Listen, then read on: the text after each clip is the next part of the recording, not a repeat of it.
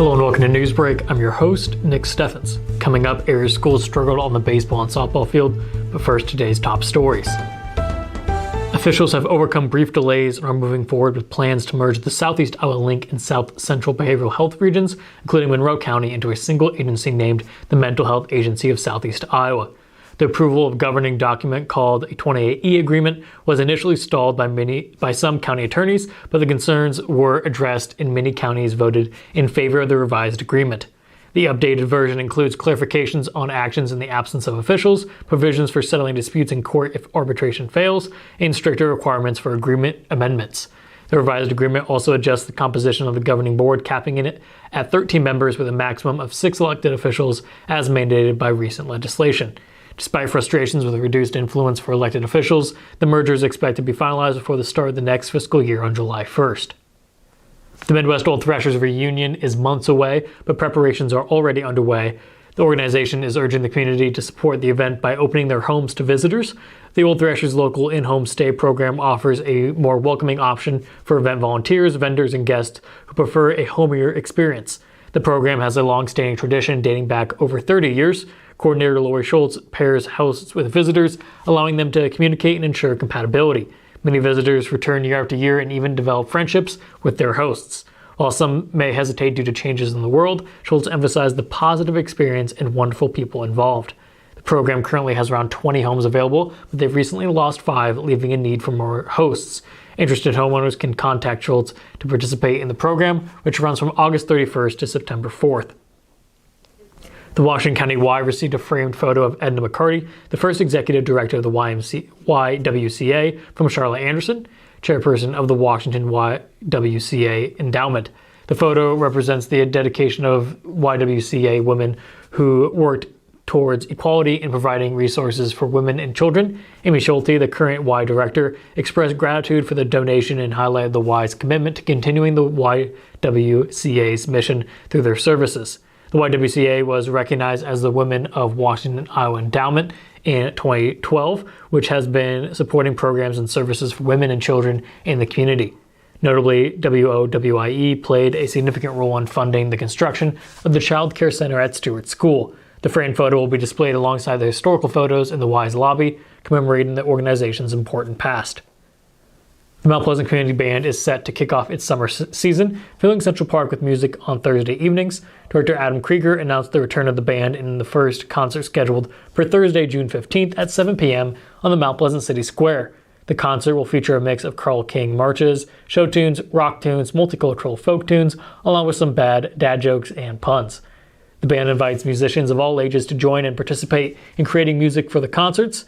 The community band welcomes new members who have a passion for playing music and serving the community through their musical talents. The band's first practice for the upcoming concert will be held on June 13th at 7 p.m. in the Mount Pleasant Middle School Music Room. Effective June 21st, Federation Bank's current drive-up facility located at 220 East Washington Street will move to 300 South Iowa Avenue. The ATM machine at the location will also be shut down at that time. At the new location, the bank will be utilizing ITMs, interactive teller machines, to serve as the drive-up. The ITMs have video tellers if customers need to talk to a customer service representative. For more information, contact Trent Holtkamp, the president and CEO of Federation Bank. We're going to take a quick break, and when we come back, we'll take a look at the weather and sports. Since 1905, Kelowna Cooperative Technology Company has helped our community stay connected with the latest advancements in clear, dependable telecommunications services. KCTC provides rural Iowans with access to high-speed fiber internet, as well as phone, television, computer repair, and cybersecurity solutions. We're also proud supporters of local organizations and area schools within the community. KCTC, keeping Kelowna connected.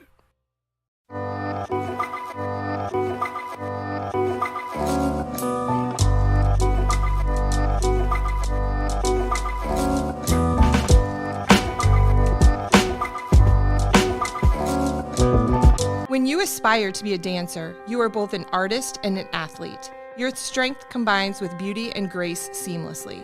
Your efforts result in enhanced coordination, the ability to cooperate and compromise with others, and the confidence to perform in front of an audience.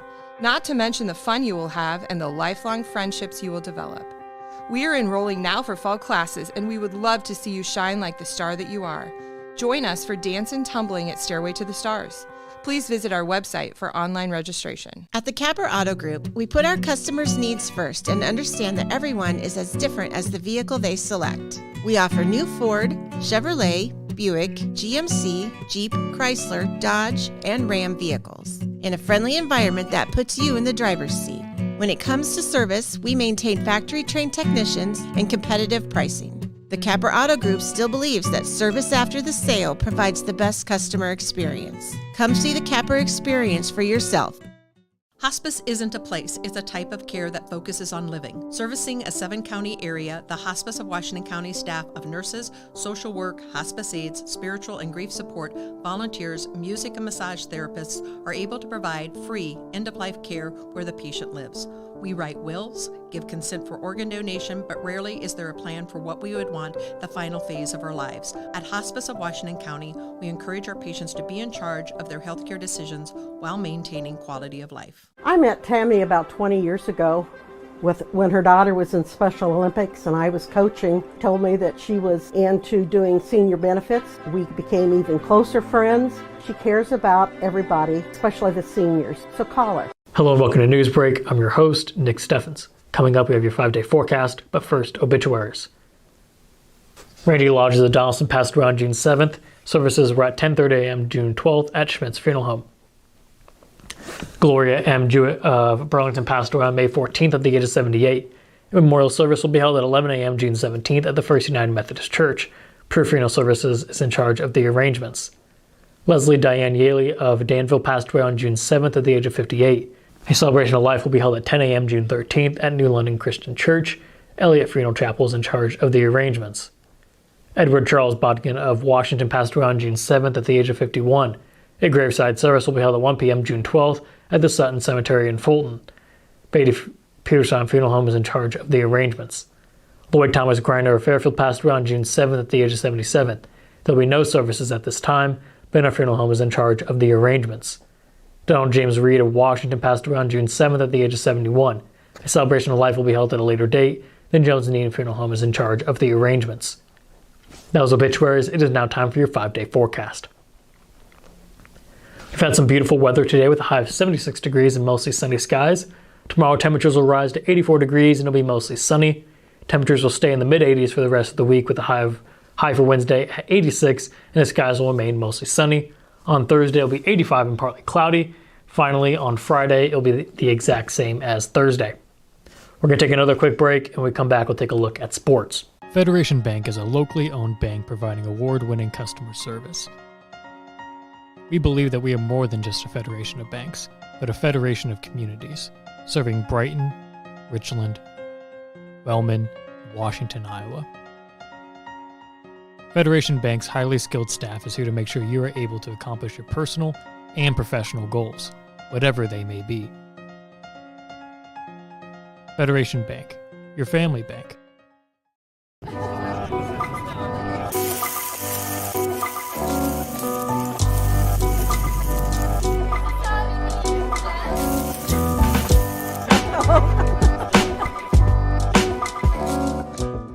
Family owned and operated by Andy and Sarah Ross. Ross Auto has been your vehicle repair and maintenance headquarters since 1935.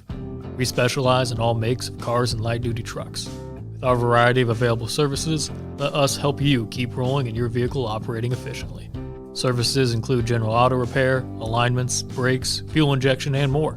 Schedule your appointment today at 319-653-5656. That's 319-653-5656. You know, it's not a question of what all you have and so on with your life. It's who is in your life and how much you care for them and how much they care for you. And Tammy definitely cares.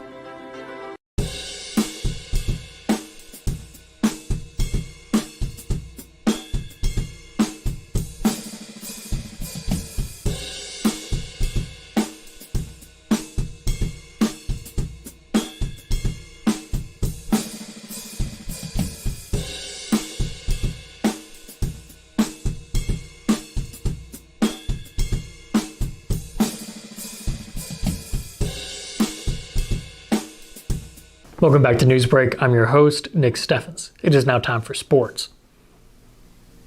Mount Pleasant baseball had a successful week, winning 2 games against Keokuk and Alburnett.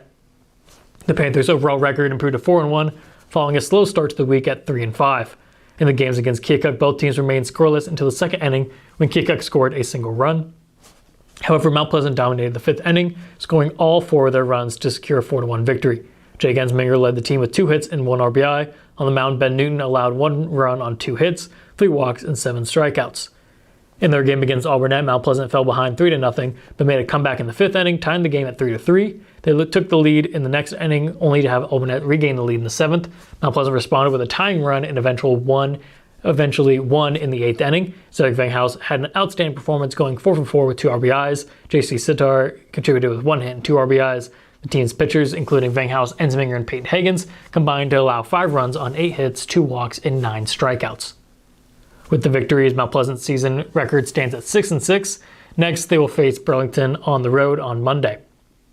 Washington baseball faced tough losses at the end of the week, falling to Fort Madison 14-0 and suffering a walk-off defeat to West Branch with a score of 10-9. In their game against Fort Madison, the Bloodhounds established an early lead by scoring 1 run each of the first 2 innings. They extended their advantage with 4 runs in the 3rd and 3 in the 5th. Washington struggled to generate offense, recording only 3 hits compared to Fort Madison's 17. Ethan Patterson, Caleb Zaglovsky, and Noah Greiner each contributed a single hit. On the pitching side, Lucas Zaz and Chase Greiner gave up 14 runs, 9 of which were earned, on 17 hits and 4 walks. In their matchup against West Branch, Washington fought hard, but came up short when the Bears hit a walk-off in the final inning. With the losses, Washington's season record dropped to 3-9. They will seek to rebound on Monday as they face Fairfield on the road. The Mount Pleasant softball team experienced a 13-3 defeat against Keokuk on Thursday night in Keokuk. After securing their first Southeast Conference win earlier in the week, the Panthers aimed to challenge the Chiefs on their home turf, but faced a significant setback when the Chiefs scored 9 runs in the first inning. Despite Mount Pleasant's 2-run response in the second inning, Keokuk added 4 more runs in the 3rd, establishing a commanding 13-2 lead. In the 5th inning, Mount Pleasant needed at least 2 runs to extend the game, but they managed to score only 1, resulting in a 10-point victory for the Chiefs. During the game, Mount Pleasant collected 9 hits, with Emma Starr going 3-for-3 with 3 singles. Maya Starr contributed a double and 2 RBIs, going 2-for-2 at the plate. Jaden Hausch and Jersey Beachy each added 2 hits, and Jolyn Martin and Taya Alter pitched for Mount Pleasant, but were unable to contain Keokuk's offense.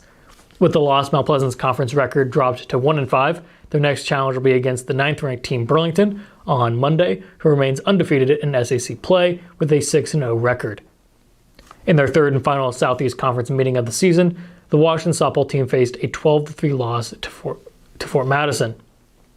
Although the Demons took an early 1-0 lead in the first inning, they were unable to maintain their advantage. Fort Madison dominated the game, scoring 12 consecutive runs for the 3rd to 7th innings. Washington had several opportunities to score, but struggled to bring runners home. They managed to add 2 more runs in the bottom of the 7th, but ran out of outs.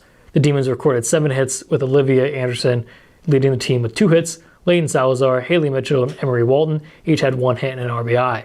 Pitchers Isabella Salazar and Hallie Cutterback combined for 18 hits, 12 runs, 9 of which were earned, and 4 strikeouts.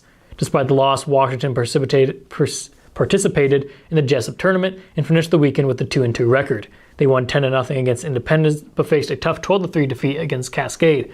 They then defeated Center Point Urbanus 11-7 before narrowly losing 2-1 to Edgewood Colesburg.